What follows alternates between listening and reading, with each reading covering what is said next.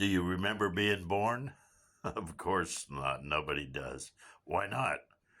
Why don't we remember being born? Because we weren't there.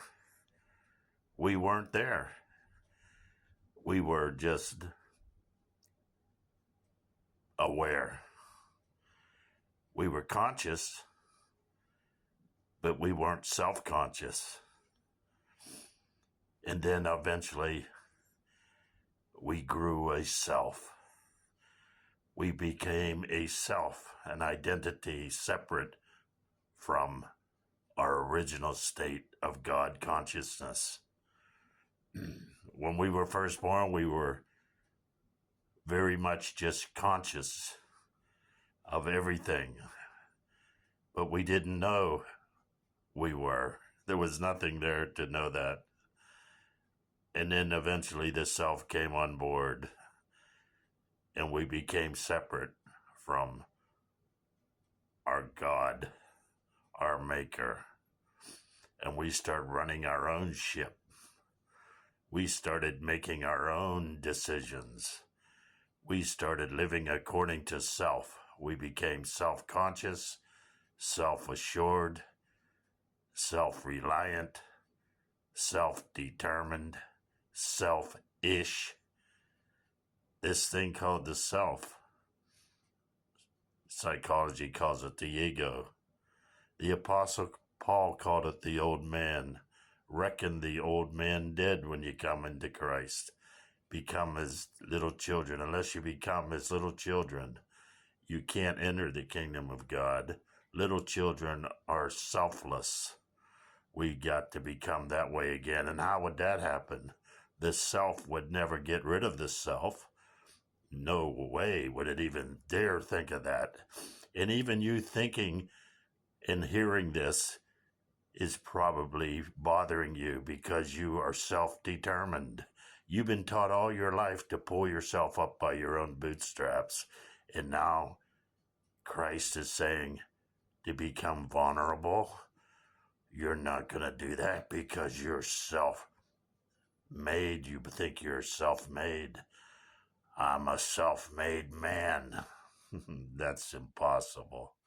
That never happened.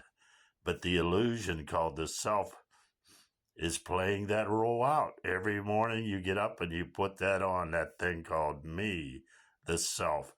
Funny thing is, when you go to sleep at night, it's like an Etch-a-Sketch. It goes away. But you immediately put that action hero back on as soon as you wake up and live out that role that you created called me, the self, and you become self-determined and self-assured. Jesus calls us to become self-denying the self. Not only denying it, but he wants to put to death the old man. Paul said, reckon the old man dead.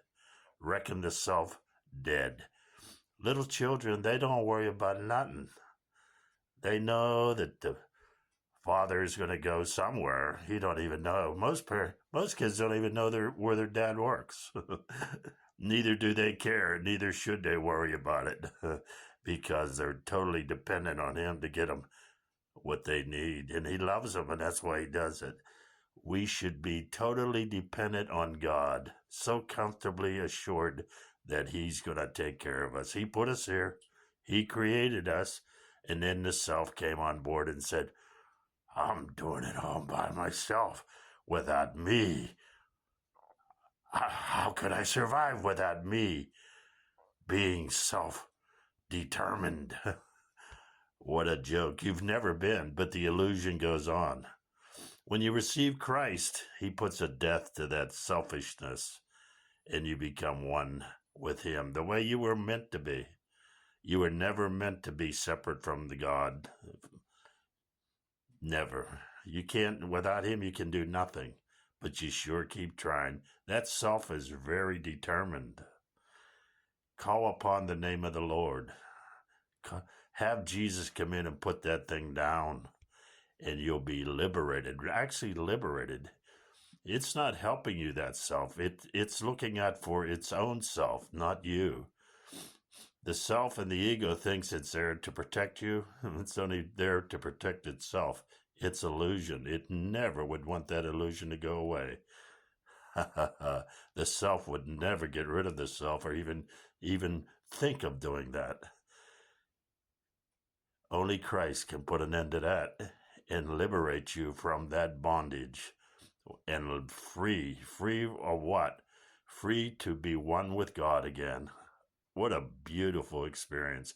But it seems very frightening to this self-determined man. He fears that more than anything. My prayer is that you call upon the name of the Lord. Bless you.